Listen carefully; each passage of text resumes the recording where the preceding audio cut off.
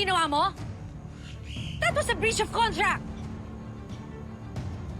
Alam mo bang pwede kitang patanggal sa Yumi nang dahil sa ginawa mo? Mom. No. Nate, Huwag niyo pong tanggalin si Jenny sa Yumi. you don't get to tell me how to run my company. And you don't get to destroy her.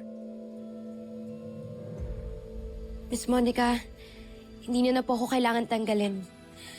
Para wala na lang po gulo, ako na po kusang aalis.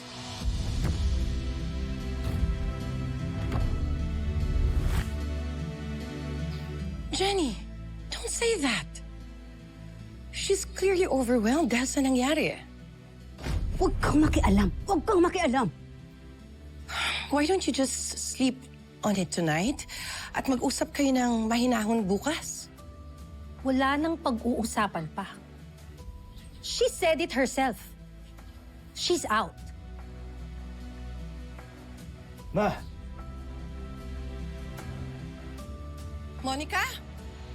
Monica! Po. Kunin ko lang po yung mga gamit ko sa loob. Hintayin ka lang namin sa sasakyan, ha? Opo. Sige po. Kunin ko lang po.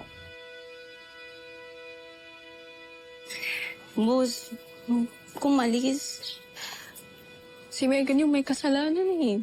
Pero bakit ikaw yung mawawala? Huwag kayong mag-alala. May sanction kay Megan. Nag-uusapan na ng management.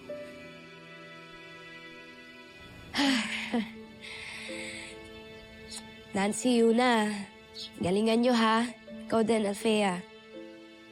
Kasi pag hindi, yung magiging humate, magiging #1 basher nyo pa ako. Ate Jing, sorry nga pala kanina. Sinuway kita. Lang.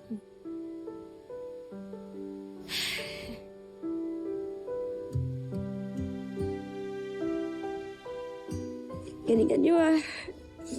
Papanorin ko kayo.